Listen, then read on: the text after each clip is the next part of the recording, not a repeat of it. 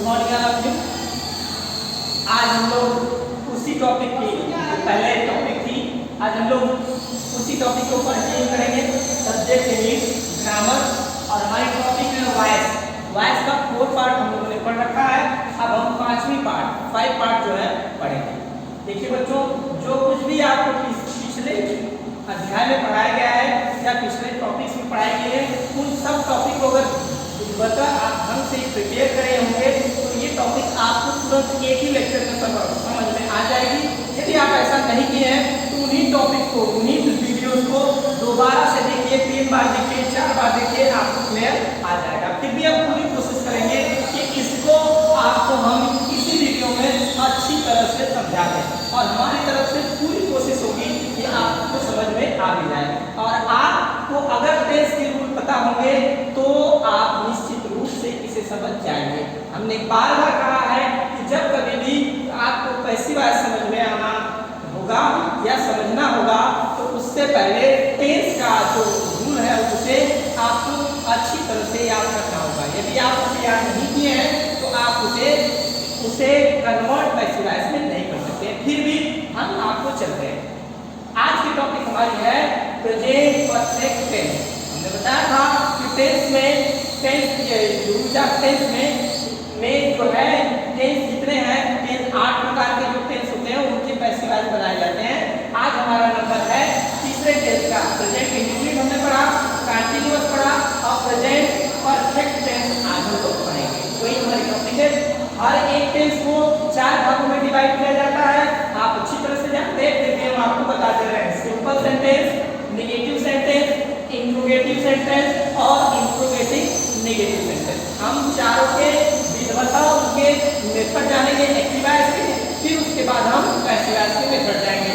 बेटा इतना याद रखना, हम लोगों ने एक्टिव वॉइस और पैसिव वॉइस दोनों के मेथड यहाँ पर लिख रखे हैं, लेकिन यह मेथड केवल प्रेजेंट टेंस में ही लिखा जाएगा, अर्थात प्रेजेंट इंडेफिनिट में, प्रेजेंट कंटीन्यूअस में और प्रेजेंट परफेक्ट में ही लिखा जाएगा। इसके बाद हम डायरेक्ट आपके पैसिव वॉइस के मेथड ही लिखेंगे, ताकि आप लोग यहाँ तक आते पूर्ण रूप से समझ चुके होंगे कि कैसे कैसे चेंज होता है।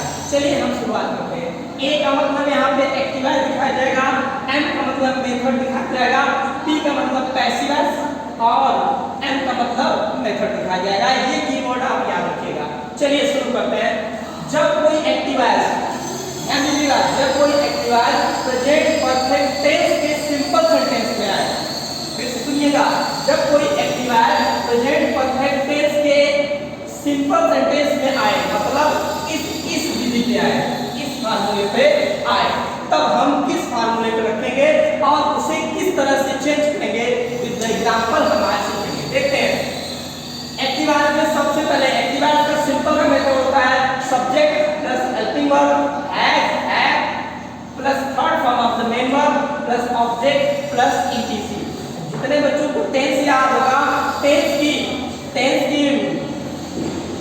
मेथड याद होगा या स्ट्रक्चर याद होगा, वो बच्चों को ये याद हो गया होगा कि ये किस टेंस का है, मतलब किस टेंस का है। आपको पूछा जाए तो आप बताएंगे प्रेजेंट परफेक्ट टेंस का सिंपल सेंटेंस का मेथड है।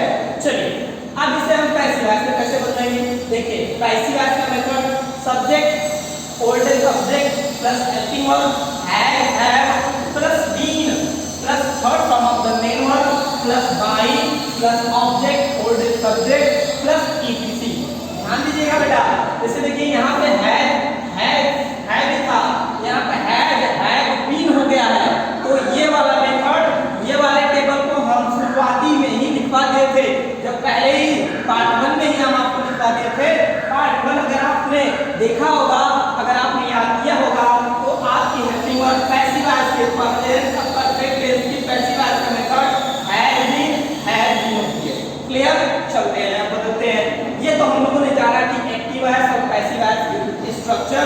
जब एक्टिव वॉइस का स्ट्रक्चर इस टाइप का आएगा तो पैसिव वॉइस के इस टाइप में बदलेंगे। एग्जांपल में देख लेते हैं एक्टिव वॉइस में। अब I have completed my homework, इसे देखिए I have completed my homework, इसे हमें पैसिव वॉइस में बदलना है। बेटा इतना याद रखिएगा, जब कभी भी हम किसी भी सेंटेंस को सबसे पहले हम उसे पढ़ेंगे। उसे पढ़ने के बाद याद रखिएगा पैसिव वॉइस उन्हीं सेंटेंस को बनाए जा सकते हैं जिनका खुद का ऑब्जेक्ट हो। क्या हो? ऑब्जेक्ट हो। मतलब पैसिव वॉइस ट्रांजिटिव वर्ब के बना सकते हैं, इंट्रांजिटिव वर्ब के नहीं बना सकते। देखिए I have completed my homework. यहाँ देखिए अगर डिवाइड कर लीजिए, आपको अगर डायरेक्ट समझ में आ जा रहा है तो कोई बात नहीं, अगर आपको वैसे भी नहीं आ रहा है तो आप इसे डिवाइड करिए। पहले मिल गया आपका सब्जेक्ट, फिर मिल गया आपका हेल्पिंग वर्ब, फिर मिला आपका third form of the main verb, फिर उसके बाद आपका मिला ऑब्जेक्ट। ध्यान से देखिएगा बच्चा। अब देखिए यही वाला मेथड मतलब एक्टिव वाला मेथड आपको मिल गया। Subject, helping verb, helping verb क्या है? हैव, ठीक, third form of the main verb, completed, object क्या मिला? My homework. क्लियर? अब इसे चेंज किसमें करना है बेटा? इसमें करना है। इसमें करना है सबसे पहले subject oldest object. Subject oldest object कौन सा है? ये है माय होमवर्क। आप मत कीजिए माय होमवर्क, ये हो गया माय होमवर्क। फिर उसके बाद आप बताइए माय होमवर्क सिंगुलर है या प्लूरल? तो आपको लिखा कि ये सिंगुलर है, तो आपने रख दिया सिंगुलर। सिंगुलर क्या होगा? Has plus been. आपने क्या रखा? Has been. फिर कहा कि third form of the main verb, आपने कंप्लीटेड को कंप्लीटेड में ही रख दिया। फिर उसके बाद आपको कहा गया कि भाई अब वाई लगाना है, बी वाई, आपने वाई रख दिया। फिर उसके बाद यहाँ पे आएगा कि ऑब्जेक्ट पुराना वाला सब्जेक्ट होना चाहिए, मतलब ऑब्जेक्ट ओल्डेस्ट क्या होना चाहिए? सब्जेक्ट होना चाहिए। और सब्जेक्ट यहाँ पे क्या है? आई। क्या है? आई। हमने कई बार आपको बताया था टेबल ऑफ केस में कि आई को जब ऑब्जेक्टिव केस में ले जाएंगे तो आई क्या होता है? माई, क्या होता है? माइन, क्या होता है? मी, ये होता है ना। तो हमारा ये सब्जेक्टिव केस है, ये पॉसेसिव केस है, और ये क्या है? ऑब्जेक्टिव केस में। तो ऑब्जेक्ट पे जाएगा तो बेटा क्या हो जाएगा? मी। ये आपका मी है। मी है। ध्यान दीजिएगा यहाँ पे अगर आप आई लिख देंगे तो ये सेंटेंस आपका गलत हो जाएगा, मतलब पैसिव वॉइस आपका गलत हो जाएगा, क्योंकि आप इसके स्थान पे ऑब्जेक्टिव केस का स्थान है तो ऑब्जेक्ट लेकर आएंगे तो क्या बन जाएगा? आई बदलकर क्या हो जाएगा? मी बदल जाएगा। ठीक है, चलिए अब तो ये रही बात, आपको समझ में आ गया होगा। जिस तरह से देखना बेटा ये बात सिंपल है, बड़े आराम से रख देंगे आप। जिस मेथड में जैसे जैसे रखने के लिए बोल रहे हैं वैसे वैसे रखते हुए चले जाइए, कोई प्रॉब्लम नहीं। चलिए आप देखते हैं नेगेटिव। नेगेटिव में देखिए बेटा कुछ नहीं होता है, केवल नॉट बन जाता है। अब हम आपको शार्ट और स्पीड में दिखाते हैं कैसे कैसे पढ़ाते हैं, कैसे कैसे हमें सीखना है। देखते हैं एक्टिव वॉइस का मेथड हो जाएगा subject plus helping verb have plus not plus third form of the main verb plus object plus etc. ये तो रहा active voice method. Passive voice में एक्टिव वॉइस में आएगा तो पैसिव वॉइस बदलेगा ही ना। तो पैसिव वॉइस का मेथड आपका हो जाएगा subject plus oldest object plus helping verb have plus not plus been. ध्यान दीजिएगा have plus not plus been plus third form of the main verb plus object oldest subject plus ETC. अब भाई इसी को हम चेंज कर देते हैं। अगर थोड़ी सी याद करने की देखिए कितनी अच्छी टेक्निक है।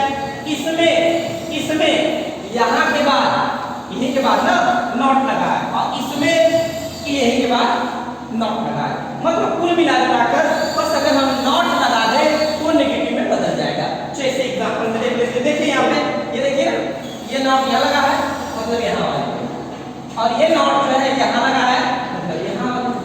तो हम अगर इसको याद कर लें तो नॉट लगा देंगे तो इसको याद कर लेंगे, एकदम आराम से याद हो जाएगा, इसमें कोई प्रॉब्लम आपको होगी नहीं। ठीक है, देखिए एग्जांपल देखते हैं। एक्टिव वॉइस में Radha has not done it, Radha has not done it change कर। ये आपका सब्जेक्ट है, ये आपका हेल्पिंग वर्ब है, ये निगेशन है, निगेशन है जो नॉट किया है, ये third form of the main verb है, और ये ऑब्जेक्ट। फिर से एक्सरसाइज करो। पैसिव वॉइस में हमारा बन जाएगा इट, तो ये ऑब्जेक्ट है इट। फिर क्या रखे हैं? हैज सिंगुलर है। फिर उसके बाद नॉट ऑलरेडी रखने के लिए कहे हैं, बी ये भी रखने के लिए कहे हैं, done third form of the main verb यहाँ देखिए। फिर उसके बाद कहा बाय, यहाँ पे बाय बाय। फिर उसके उसके बाद आपका सब्जेक्ट आ जाएगा जिसे हम कहेंगे सब्जेक्ट क्या है राधा। और ये हमारा चेंज हो गया it has not been done by Radha. Clear बेटा? चलते हैं आगे। इंट्रोगेटिव अब हमने पहला पढ़ा सिंपल, दूसरा पढ़ा नेगेटिव और तीसरा पढ़ेंगे इंट्रोगेटिव सेंटेंस। इंट्रोगेटिव सेंटेंस ध्यान से पढ़िएगा बेटा, यही सबसे ज्यादा उलझाता है और बाकी तो ये सिंपल सिंपल थे, आपको समझ में आ गया होगा। चलिए इसका मेथड होता है एक्टिव वाइज का। First of all helping verb plus helping verb had. Active voice का मेथड है had plus subject plus third form of the main verb object plus ETC plus question mark. Passive में change हो जाएगा तो helping verb had plus subject oldest object plus being plus third form of the main verb plus by plus object oldest subject plus ETC plus question mark. आपको देखो बेटा याद रखना कहां पे है ये वाला जो सब्जेक्ट आपका हेल्पिंग वर्ब में आता था, इंट्रोगेटिव में वही जो सब्जेक्ट बाहर आता था वही इंट्रोगेटिव सेंटेंस में इन दोनों के बीच आएगा। किसके?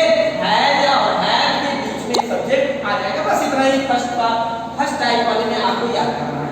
चलिए अब इसका एग्जांपल देख लेते हैं। Have you read this book?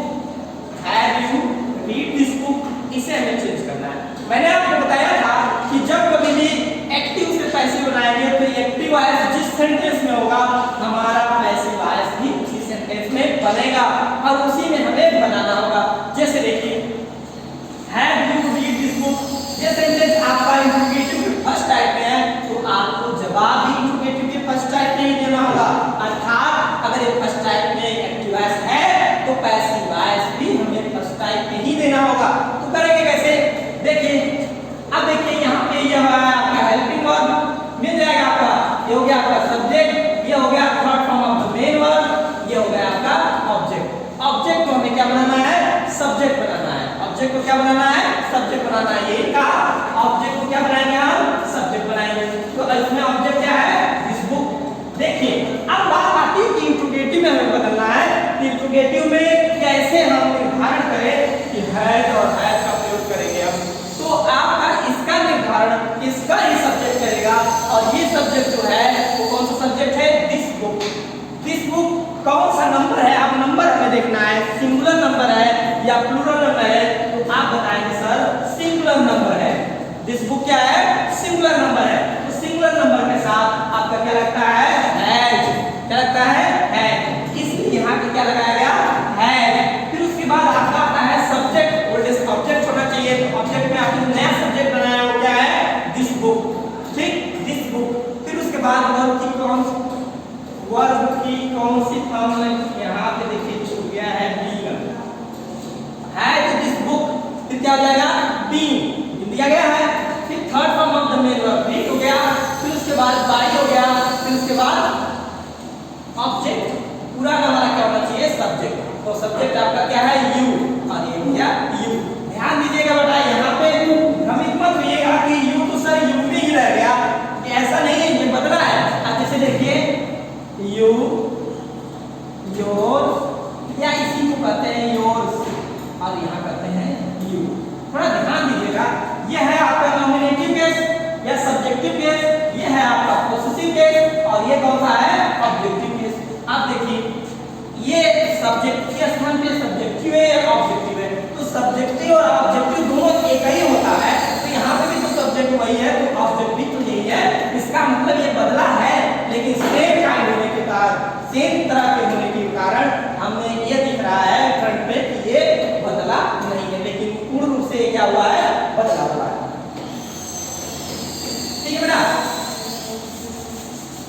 अब देखिए इंट्रोगेटिव का ये रहा फर्स्ट टाइप, इंट्रोगेटिव का ये रहा फर्स्ट टाइप। अब हम सेकेंड टाइप देखते हैं। सेकेंड टाइप में कुछ नहीं होता बेटा, यहीं पे आपका इंट्रोगेटिव वर्ड जुड़ जाएगा। यहाँ पे इंट्रोगेटिव वर्ड जुड़ जाएगा और यहाँ पे इंट्रोगेटिव वर्ड जुड़ जाएगा। शेष सभी चीजें वैसे ही रहेंगी, शेष जितनी भी चीजें हैं वो जस्ट का तस रहेगा, इसमें कोई परिवर्तन नहीं होगा, एकदम ऐसे हो जाएगा। देखिए interrogative word plus helping word and have plus subject plus third form of the main verb plus object plus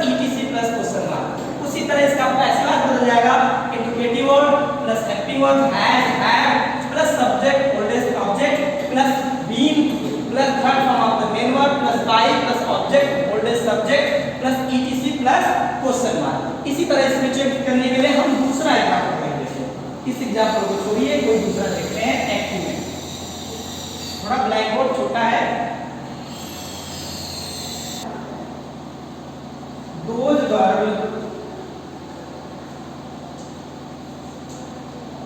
those girls bought something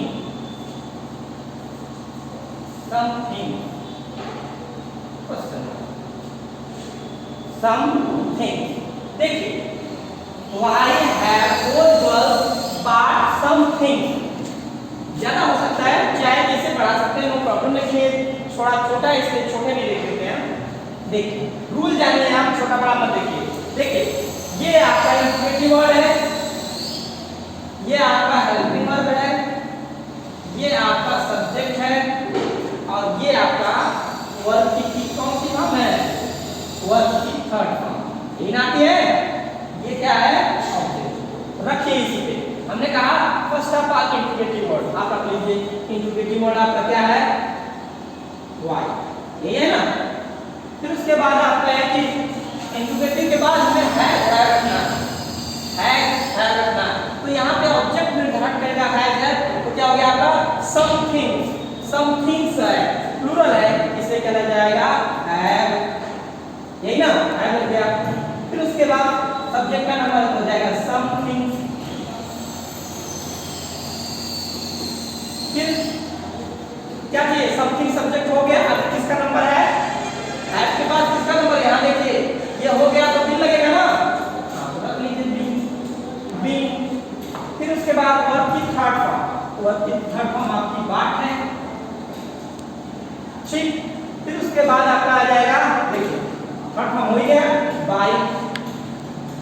बस आराम से इसी तरह रखते चले जाइए।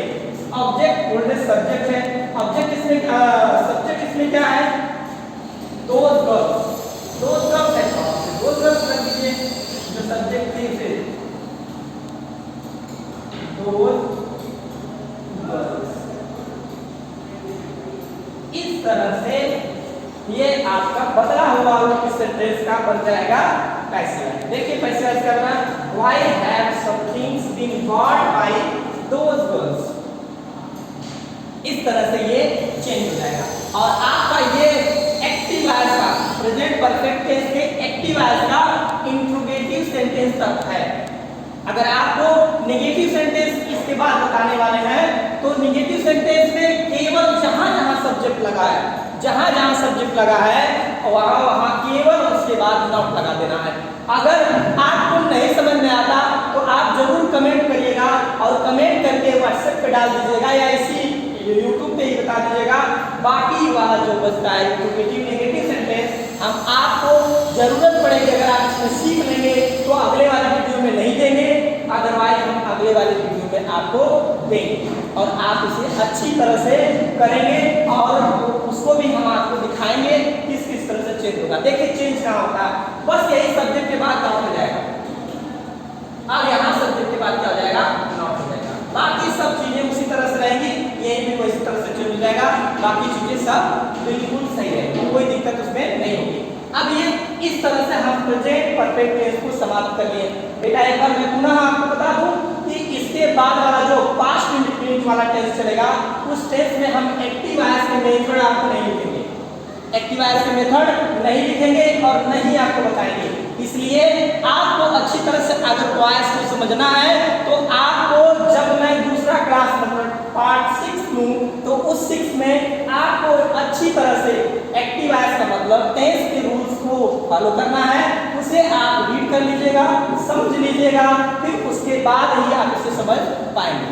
ठीक है, ये तो रहा इस टेंस का। इस तरह से यह टेंस समाप्त हो जाता है। अब आप लोग इसे अच्छी तरह से रीड कर लीजिएगा और किसी भी बुक के एक्सरसाइज से एक प्रेजेंट परफेक्ट टेंस की जो भी एक्सरसाइज आपको मिलती है उसे सॉल्व करिए और व्हाट्सएप पे डालिए। आज के लिए बस इतना ही। Have a nice day.